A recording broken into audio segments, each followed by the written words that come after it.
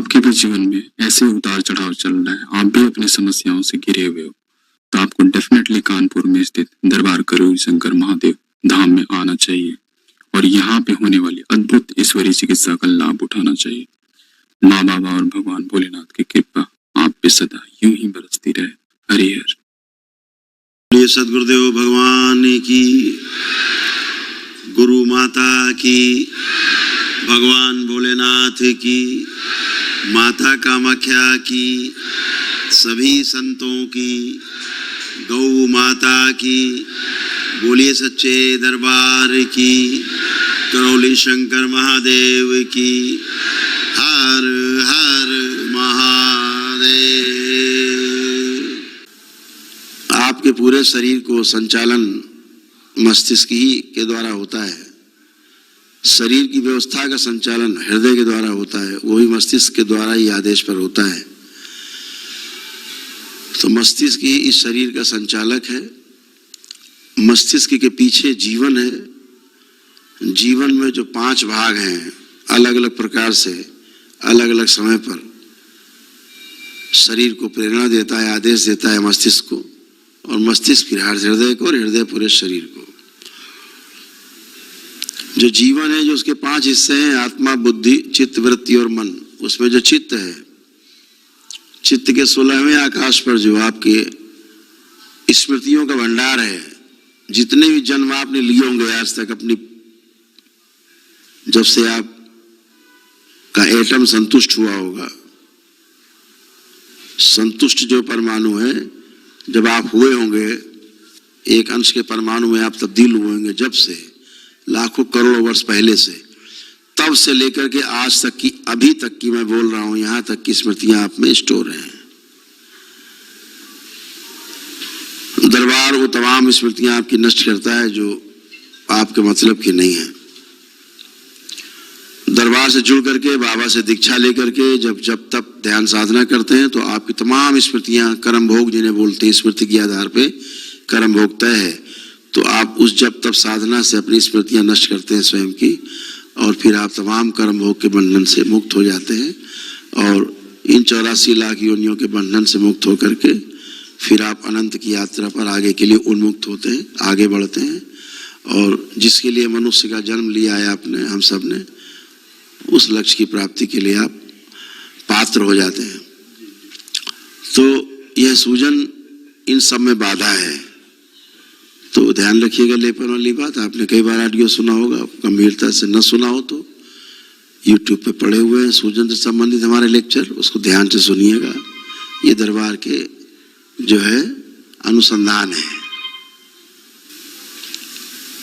तो तमाम गंदगी आपकी सब नष्ट की जा चुकी है, कुछ भी शेष नहीं। बीमारी के बारे में जैसे मैंने आपको कहा, बीमारी के बारे में मैंने आपसे कहा कि डिप्रेशन सभी का समाप्त हो चुका है, ठीक है।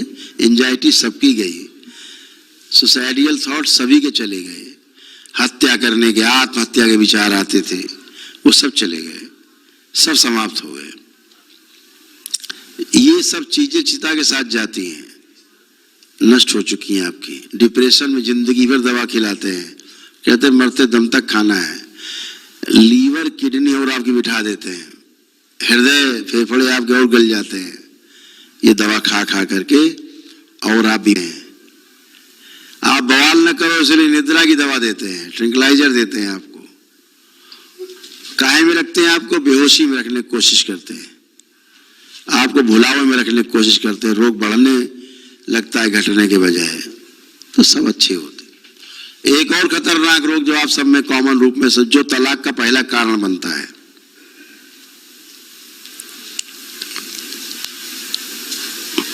उस रोग का नाम है ओसीडी, ऑब्सेसिव कंपल्सिव डिसऑर्डर। वह भी पूरी तरह समाप्त हो चुका है। ये रोग क्या करता है, पति पत्नी में दूरी पैदा करता है, पति को पत्नी गंदी लगती है, पत्नी को पति गंदा लगता है। घर परिवार के लोग दिन भर फर्श धोते हैं, फर्श के साथ में दीवारें धोते हैं, टेलीविजन, अलमारी, फ्रिज, मोबाइल, लैपटॉप सब धो डालते हैं, सर्फ डाल के, रुपया पैसा भी धो डालते हैं। प्रेस करते हैं, रुपए के ऊपर प्रेस करते हैं। फिर ऐसा खतरनाक रोग, मौका लग जाए तो सर्दी में रजाई गद्दा भी धो देते हैं, सूख नहीं पाता फिर से धो देते हैं। धुले धुलाए प्रेस किए कपड़े, धुले धुलाए रखे बर्तन फिर से धोते रहते हैं। घर का कोई लड़का बच्चा आदमी पकड़ में आ जाए उसको भी धो देते हैं, और अपने को तो दिन भर धोते रहते हैं। उस रोग का नाम है ओसीडी, जो सब गंदा गंदा दिखता है, उसको हर चीज गंदी दिखती है। तो लोग क्या सोचते हैं, मोहल्ले वाले बड़े पवित्र हैं, बड़ी पवित्रता है इनके यहाँ भाई, इतनी पवित्र महिला हमने तो देखी नहीं घर में मोहल्ले में, दिन भर सफाई। जब तक 40-50 हजार लीटर पानी न खर्चा कर ले तब तक चैन नहीं पड़ता, इतना पवित्र है। ये रोग भी नष्ट हो चुका है, किसी का नहीं बचा, पूरी तरह नष्ट हो गया है। 2-4 से 8 घंटा बाथरूम में नहा रहे हैं। और इस रोग का जब कारण आप जानेंगे तो आपको आश्चर्य होगा। इस रोग का कारण पवित्रता नहीं, इस रोग का कारण गंदगी है। जो आसुरी शक्तियां रहती हैं उनकी स्मृतियां जब आप में चिपक जाती हैं तो आपके सूक्ष्म शरीरों से वो गठबंधन कर लेती हैं पीछे। तो हमारे जो आगे के 4 शरीर हैं, जो 7 शरीर हैं, उनमें जो आगे के 4 शरीर हैं पहले के, स्थूल, सूक्ष्म, कारण और तुरीय, इनमें दोनों रहते हैं, स्त्री भी और पुरुष भी। इसलिए आपने देखा होगा लोगों के योनि परिवर्तन हो जाते हैं, तो वो रहते हैं आगे। इनमें से कोई भी परिवर्तन हो गया, स्त्री का पुरुष में, पुरुष का स्त्री में, तो वही बन जाता है आदमी, धीरे धीरे वैसे हरकत करता है। इसीलिए बच्चियों में जो शादी न करने के विचार आते हैं वो स्त्री होने से पुरुष योनि में चली जाती है। स्त्री होने से पुरुष योनि में चली जाती है बच्ची जब, तो शादी करने से इंकार करती, घर में झगड़ा करती, शादी की बात करो झगड़ा कर देगी। उसका बच्ची का आकर्षण पुरुषों से खत्म हो जाता है और स्त्रियों के प्रति बढ़ जाता है। ऐसे ही लड़कों में जब लड़का आग होता है, लड़की का शरीर आगे आ गया, तो अब वो लड़की शादी कैसे करे, भाव ही नहीं आते, विरोध करता है।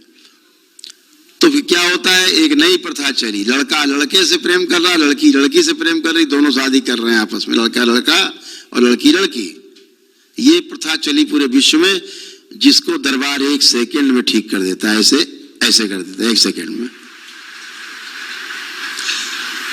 खत्म। तो ये आपके दरबार की शक्ति जो 1 सेकेंड में ठीक। इसीलिए लड़कियां शादी नहीं करना चाहती, इसलिए लड़के शादी नहीं करते, आपको कारण पता हो गया।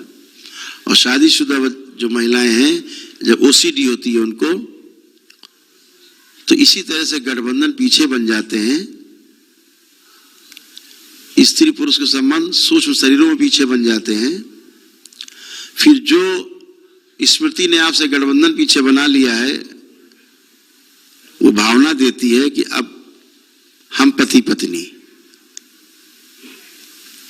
अब हम पति पत्नी। ये बच्चियों में भी होता है, महिलाओं सब में होता है, पुरुषों में भी होता है 25%।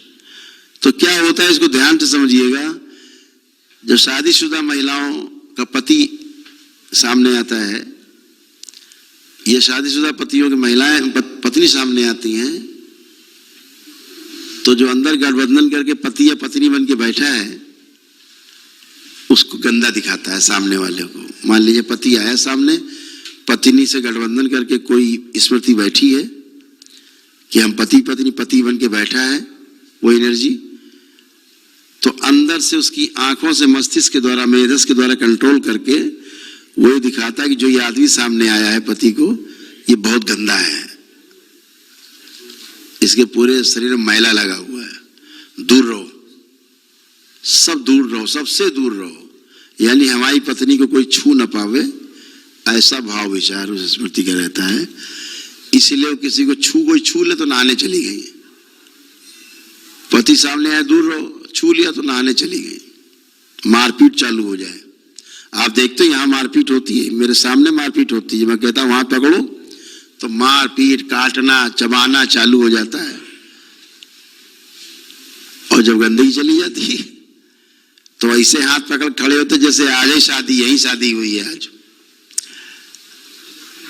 और प्रेम होता है। तो ये गंदगी जब जाती है तो इतना प्रेम होता है जैसा पहले दिन से होता है शादी के। तो इस गंदगी की बीमारी का नाम है ओसीडी। लोग सोचते हैं बड़ा पवित्र है इसलिए सफाई कर रहे हैं, होता कुछ और है। तो गंदगी चली जाती है, ओसीडी समाप्त हो जाती, एक ही दिन में। इस बीमारी की दवा संसार में नहीं है, एलोपैथी भी कहती कोई दवा नहीं है। दरबार में क्या होता है, एक दिन में ही ठीक, खत्म काम ओसीडी का। ऐसे तमाम सारी बीमारियां जो आपको रही हैं, करीब 400 प्रकार की जो मानसिक बीमारियां हैं, वह भी पूरी तरह आपकी नष्ट हो चुकी हैं, कोई शेष नहीं है। मोटी मोटे आपने तमाम नाम सुने होंगे, सिजोफ्रेनिया, बाइपोलर डिसऑर्डर या मल्टीपल स्क्लेरोसिस या स्प्लिट पर्सनालिटी, ड्वेल पर्सनालिटी,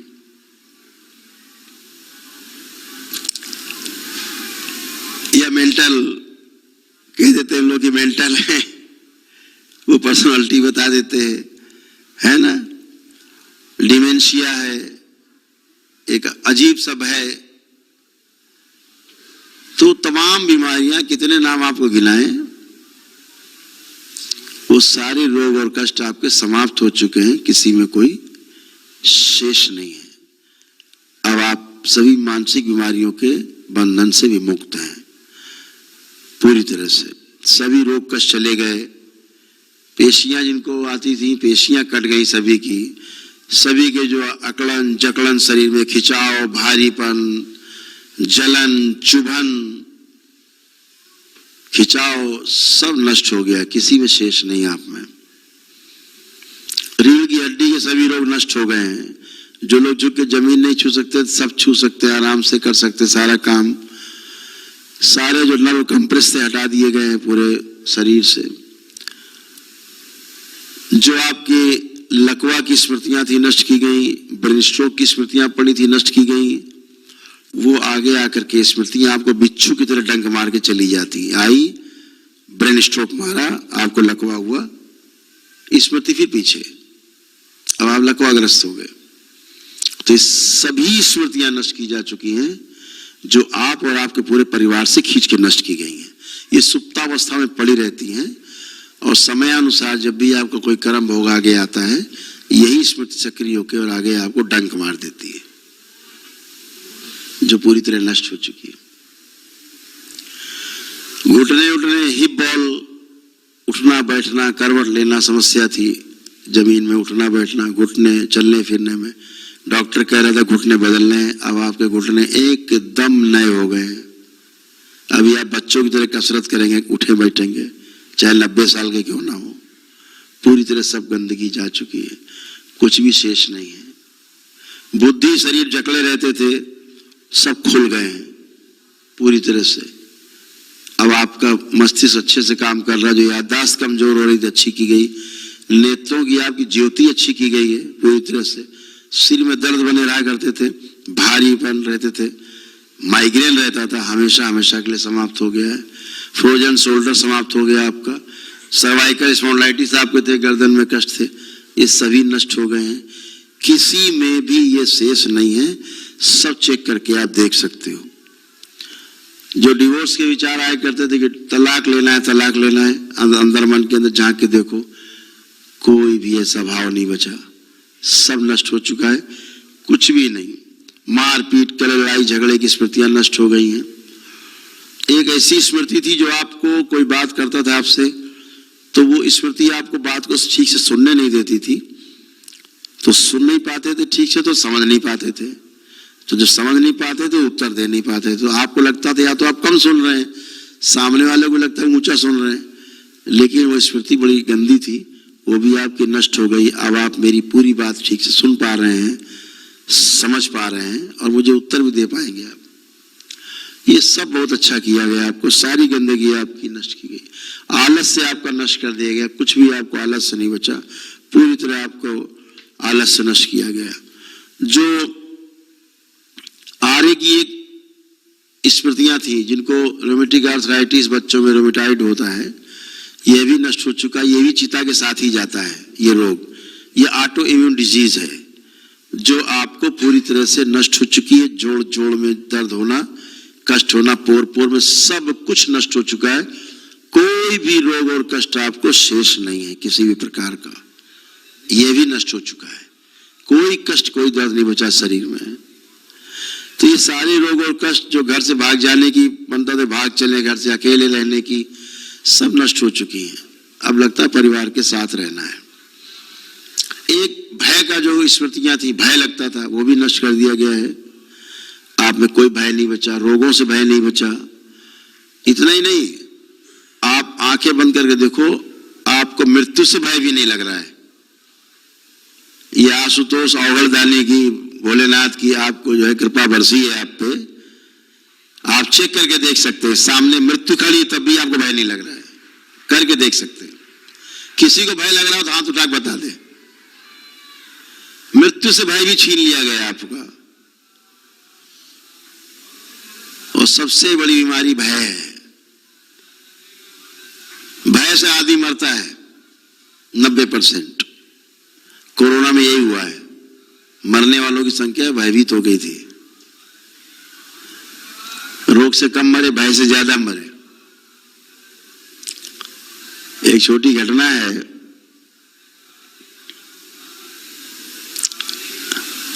एक साधु एक गांव के बाहर रहा करते थे, जहां से लोग गांव के अंदर मुड़ते थे, तपस्वी थे। तो एक दिन उन्होंने देखा कि एक कोई काली छाया जो है वो गांव के अंदर, बड़ी काली छाया विशाल का है, प्रवेश कर रही है। तो उनका भाई ठहरो भाई, कौन, गांव में क्या करने जा रहे हो? तो कुछ नहीं महाराज, हम तो काल है और गांव में जो है 10 लोगों की मृत्यु होनी है तो लेने जा रहे हैं। तो कहा भाई ठीक है, तो प्रकृति का काम है भाई, जाओ। अगले दिन गांव में हैजा फैल गया, तो मरना शुरू हुए। 2 मरे, 5 मरे, 10 मर गए।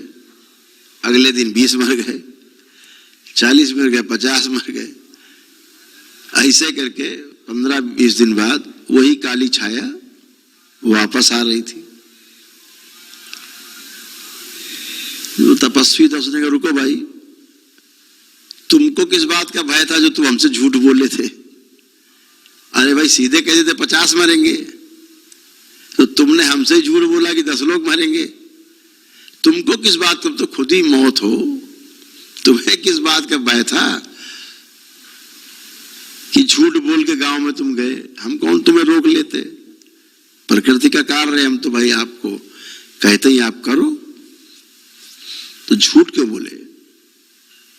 तो काल ने कहा कि प्रभु हम झूठ बिल्कुल नहीं बोले, हमने तो 10 ही मारे, 40 तो भयभीत होकर मर गए। हमारा क्या दोष है? तो ये जो भय है कि अब ये मर गए, लगता हमारा नंबर, ऐसे लोग बोलते हैं, आपने सुना होगा। और मन में लोगों के बहुत चलता है, अच्छा अब ये मर गए, लगता आ गया नंबर।